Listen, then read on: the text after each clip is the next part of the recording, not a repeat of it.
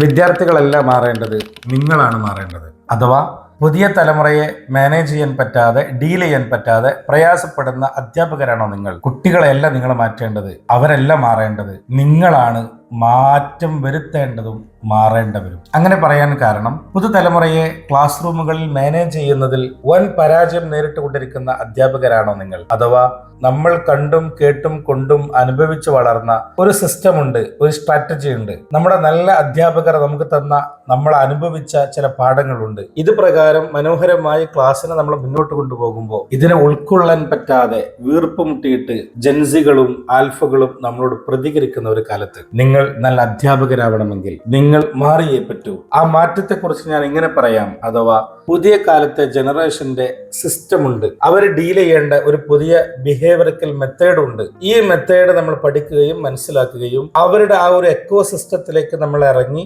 നമ്മൾ അതിൽ നിന്നുകൊണ്ട് അവരെ മാനേജ് ചെയ്യാൻ ശ്രമിച്ചാൽ അതിമനോഹരമാണ് നമ്മുടെ ക്ലാസ് റൂം. വളരെ സിസ്റ്റമാറ്റിക് ആയിട്ട് നമുക്ക് ഈ തലമുറയെ നമ്മുടെ ഈ കൈവെള്ളയിൽ ഒതുക്കി മനോഹരമായി അധ്യാപനം നടത്താനും അവരെങ്ങനെ കൈപിടിച്ച് ലക്ഷ്യങ്ങളിലേക്ക്, ഉയരങ്ങളിലേക്ക് നമുക്ക് ഉയർത്തിക്കൊണ്ടുവരാനും കഴിയും.